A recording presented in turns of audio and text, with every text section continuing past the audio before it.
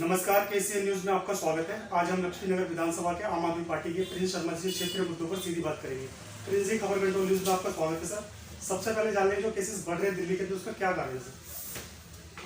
दिल्ली के जो केसेस बढ़ रहे हैं, मैं माफ बताता हूँ क्योंकि अभी इंटरव्यू देना है।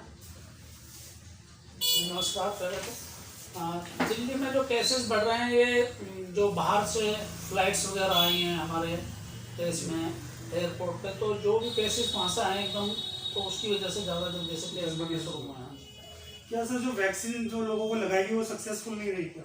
नहीं, वैक्सीन का मतलब यह नहीं कि इससे कोरोना नहीं होगा, लेकिन वैक्सीन का मतलब यह है कि हमारी इम्यूनिटी पावर को जो बढ़ाती है वैक्सीन, हमारे शरीर की जो एक क्षमता है उसको बढ़ाती है, जिससे कि हम कोरोना से लड़ सकें आसानी से। पिछली बार की तरह उम्मीद है कि शायद ऐसा नहीं होगा, क्योंकि वैक्सीन का असर बहुत अच्छा रहेगा, तो कोरोना का इतना असर नहीं होना चाहिए। सर, मैंने यहाँ विजिट किया, महिला शराब के ठेके को लेकर काफी नाराजगी दिख रही है। देखो, महिला जो नाराजगी है, बिल्कुल सही बात है कि एकदम हमारी कॉलोनी के बिल्कुल बाहर ठेका खुला है, ये थोड़ा गलत है। लेकिन इस ठेके के पीछे बहुत चीज़ें होती हैं पॉलिटिक्स की।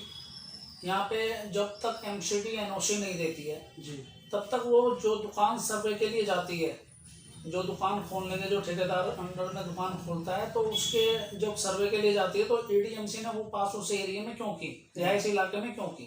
जी, दिल्ली सरकार ने ठेके पास करे हैं, पहले से कम ठेके पास करे हैं, और एक सिस्टम के साथ पास करें कि वो रोड पे लाइन ना आए। दुकान का इतना एरिया बनाया गया, इतना बड़ा एरिया में पास की जाएगी दुकान, कि उसके अंदर अंदर भीड़ रहेगी, बाहर कोई भीड़ नहीं रहेगी। तो ये मनीष सिसोदिया जी ने अभी विधानसभा में भी बोला है। लेकिन ये जो कॉलोनी के अंदर दी जा रही है या पास की गई है ये दुकान, तो पहले तो एडीएमसी का है कि उसने इस कॉलोनी के अंदर एनओसी कैसे दे दी।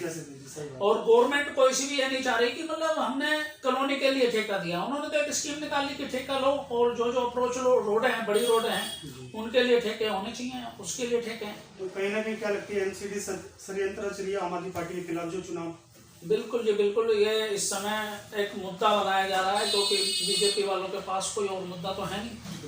तो ये जो शराब के ठेके एक दो जगह गलत, जिन ठेकेदारों ने, जिन कंपनियों ने अंदर बिल्कुल कॉलोनियों में दुकान लेके, या जिन लालच से किसी व्यक्ति ने अपनी दुकान का किराया ज़्यादा होने की वजह से, जो ना ठेकेदार को बोला जा रहा है, लेकिन ये मुद्दा बना के सोचती है कि इस तरह से बीजेपी के टाइम में 3000 कुछ ठेके हुआ करते थे, लीगल इलीगल हर तरीके से, 750 लिखित रूप में थे। अब 746 ठेके कुल हैं दिल्ली के, पहले से कम पहले से कम हुए हैं। जितने ठेके पहले थे उससे कम ठेके हैं दिल्ली सरकार के, अब उतने नहीं है। लेकिन किसी को कॉलोनी के लिए अंदर अनुमति नहीं दी थी कि कॉलोनी के अंदर बिल्कुल गलियों में खोलो। ये दिल्ली सरकार की कोई गाइडलाइन नहीं है ऐसी। ये तो जिसने पास कराई है मिली भगत से, एमसीडी की मिली भगत से परमिशन गई है। जी सर, आपसे जानेंगे, निगम पार्षद उसका काम कैसा, सफाई व्यवस्था दुरुस्त है वार्ड के अंदर?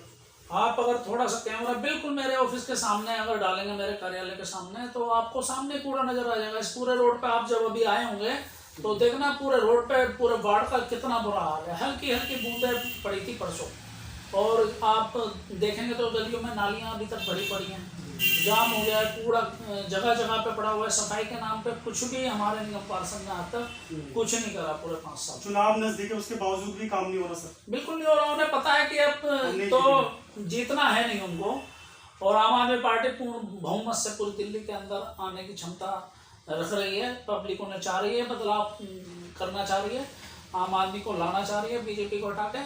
तो इसलिए वो निगम पार्षदों ने सोच लिया अब तो लास्ट में जो बटोरा जाए बटोर लो, पैसा कमा लो, बिल्डिंगों से हो, चाहे सफाई वालों से हो, चाहे और भी अन्य डिपार्टमेंट हो। तो ये सब, ये जो परमिशन वगैरह जो ठेके की जो होती हैं, ये लोकल एमसीडी इनको देखती है, वो देती है। तो ये सब पैसा कमाने की धूम में लग चुके हैं। लास्ट उनका चल रहा है एपिसोड, उसके बाद तो अब ये बीजेपी वाले एमसीडी में नहीं आने वाले। बीजेपी से यहाँ पे हमारे विधायक भी है, बीजेपी के ही है। बिल्कुल, यहाँ विधायक भी बीजेपी के हैं, निगम पार्षद भी बीजेपी के हैं, और गौतम गंभीर जी हमारे लोकसभा के एमपी हैं, वो भी यहाँ से हैं। तो उसके बावजूद भी अगर ये लोग यहाँ धरने में बैठे हैं बीजेपी वाले, तो शादी की जगह षड्यंत्र है। इस तरह का मतलब अगर कर रहे हो तो आपके तो हाथ में, आप रोक दो उनको अपने लोकल एरिया में, आप मौजूद हो वहाँ पे, तो आप इसको ठेके को 2 मिनट में रोक सकते हैं। बिल्कुल कोर्ट का आदेश आ हाँ, गया कि तो ये बंद हो जाएगा। बिल्कुल बंद हो जाएगा। और कई एमएलओ ने अपने अपने एरिया में जहाँ जहाँ गलत ठेकेदारों ने गलत परमिशन लेके पास कराया था, वहाँ कई जगह बंद भी हुए, आप उठा कर देख लीजिए। कहीं ऐसा तो नहीं जो ठेकेदार है कोई बीजेपी के कार्यकर्ता ही हो? देखो ये मैं नहीं कह सकता कौन है, मैं तो ठेकेदार को जानता भी नहीं हूँ, जी। और यहाँ कौन कंपनी है अभी इस चीज का मालूम नहीं है, लेकिन कहीं ना कहीं देखो मिली भगत होती है, कोई सेटिंग होती है, तभी जाके ये सब चीजें ऐसी कॉलोनियों में पास होता है। सर पार्टी आपको मौका दे 2022 में नगर निगम चुनाव लड़ने के लिए, तो आप लड़ेंगे? बिल्कुल लड़ेंगे, और पार्टी जिस तरह भी हाईकमान चाहेगी, हम अपनी पूरी तैयारी में हैं। पार्टी का एक एक कार्यकर्ता सब चाहता है और चाहते हैं कि अगर पार्टी हमें टिकट देती है तो हम उसके चुनाव में जो लड़ेंगे, बाकी पार्टी की जैसी इच्छा होगा हम पार्टी के लिए काम करेंगे। आपसे ये भी जान लेंगे, अगर महिला सीट होती है तो रेखा जी लड़ेंगी चुनाव हाँ, से? महिला सीट होती है तो रेखा शर्मा हमारे यहाँ पे तैयारी कर रही है, मेरी वाइफ है, और बहुत अच्छे वॉलंटियर के रूप में सभी में उनका उठना बैठना और लोगों से मिलना जुलना, हमेशा जनसंपर्क बना रहता है टाइम टू टाइम, और जो काम हो सकते हैं वो अपने रूप में कराती भी हैं, तो वो लगी हुई हैं। और उम्मीद है कि अगर महिला होती है तो उनको पार्टी अगर टिकट देती है तो हम लड़ेंगे। सर यहाँ से अगर निगम पार्षद बनते तो क्या क्या बदलाव करेंगे आप? बिल्कुल, क्षेत्र में सबसे पहले अपने वार्ड को, जो हमारा एमसीडी के अंदर सबसे पहले मुद्दा यही रहता है कि साफ सफाई बहुत जरूरी है, जिसकी वजह से मलेरिया, डेंगू, अन्य इत्यादि टाइप की कई बीमारियां जो हो जाती हैं गंदगी की वजह से। सबसे पहले तो हम गंदगी को साफ करेंगे, सुचारू रूप से उसका एक सिस्टम बनाएंगे जिसमें कोई भ्रष्टाचार ना हो, और कर्मचारियों की तनख्वाह ना रुके, जिन्होंने ये 15 साल में इन्होंने तनख्वाह के लिए कर्मचारियों को तड़फाया है, जिसकी वजह से वो सफाई नहीं करते थे, कूड़ादानों पे कूड़ा डाल देते थे, मतलब 10-10 दिन तक कूड़ा पड़ा रहा, दिल्ली का बदहाली कर दी थी।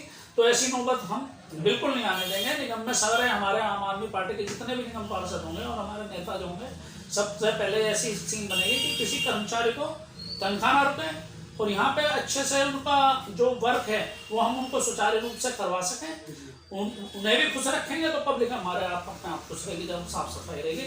और भी इस तरह के कई मुद्दे हैं, जैसे अवैध निर्माण है, अवैध इंक्रोचमेंट जिस तरह से एमसीडी करा देती है, लेंटर माफिया, ये सब चीज़ों को बड़ा सिस्टम बनाया जाएगा, और रेवेन्यू बढ़ाने की कोशिश करेंगे, क्योंकि एमसीडी में जितना भी ज़्यादा रेवेन्यू बने तो किसी भी प्रकार की कोई समस्या एमसीडी में ना आए। जैसे स्कूल हो गए, हेल्थ का हो गया, तो ये चीज़ें आपके लिए मतलब हमारे लिए बहुत जरूरी है। हेल्थ और उसकी जो एमसीडी की डिस्पेंसरियाँ हैं ये अच्छी करी जाएं, जिससे कि बहुत अच्छे से हम सुधार सकें। जिस तरह सर्वोदय स्कूल में सुधार हो, वैसे एमसीडी के स्कूलों में सुधार होगा सर? बिल्कुल बिल्कुल, जैसे दिल्ली सरकार ने अपने एमसीडी के स्कूलों में पूरे देश में डंका बजा दिया, विदेशों में भी डंका बजा दिया। हमारे मनीष सिसोदिया जी ने एक ऐसा नाम कर दिया, शिक्षा के में क्रांति ला दी है। तो वही उम्मीद है कि उम्मीद का पूरा विश्वास है कि हम एमसीडी के अंदर भी प्राइमरी स्कूल को ऐसा बना देंगे जो बहुत हाईटेक स्कूल हो जाएंगे। ऐसी उम्मीद हम अपनी सरकार से रखते हैं। आने वाले समय में देखा जाएगा सीएम से पीएम की तरफ बढ़ेंगे केजरीवाल? बिल्कुल बढ़ेंगे। जनता को जब दिखेगा अदर स्टेट में जिस तरह से हम मेहनत कर रहे हैं अरविंद जी, आम आदमी पार्टी का ग्राफ बढ़ता जा रहा है पूरे अलग अलग स्टेटों में, तो ये ग्राफ हमेशा बढ़ेगा, क्योंकि काम को पब्लिक आज की डेट में चाहती है। तो वही उम्मीद है कि उम्मीद का पूरा विश्वास है कि हम एमसीडी के अंदर भी प्राइमरी स्कूल को ऐसा बना देंगे जो बहुत हाईटेक स्कूल हो जाएंगे।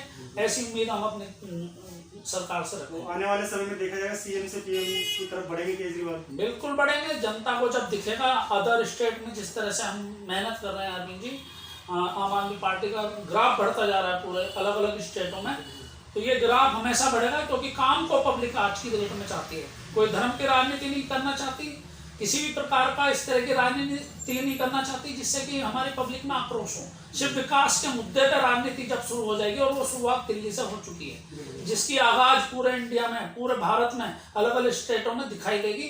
और जिस दिन पब्लिक को लगेगा कि हाँ 2-4 स्टेट और आ गई हमारी, तो लगेगा कि वाकई अरविंद जी को पीएम होने चाहिए, तो बिल्कुल बनेंगे। 22 के लिए अंत में कुछ मैसेज देंगे सर आप? बिल्कुल, 22 के अंत में सबसे पहला मैसेज तो मैं शुरुआत कर दूंगा कि हमारे को ये कोरोना की जो भी बढ़ती हुई ये जो बढ़ रहा है कोरोना, ये भगवान इसको शांत करे, किसी भी तरह से इस महामारी को शांत करे, और लोगों को मतलब सही रखे, सही सलामत रखे। नया साल सबके लिए बहुत अच्छा जाए, आर्थिक रूप से भी, काम के लिए भी, रोजगार के लिए भी, मतलब जिन जिन की नौकरियों पे बड़ा फर्क पड़ता है उन सबके लिए, और कोई देश में भूखा ना मरे। दूसरा, हमारे 2022 में अगर हम एमसीडी में जीतते हैं तो हम अपने वार्ड को कम से कम 1-1.5 साल के अंदर इतना अच्छा बना दें कि जनता कहे कि वाकई हमने एक अच्छा निर्णय लिया है। धन्यवाद सर। Thank you.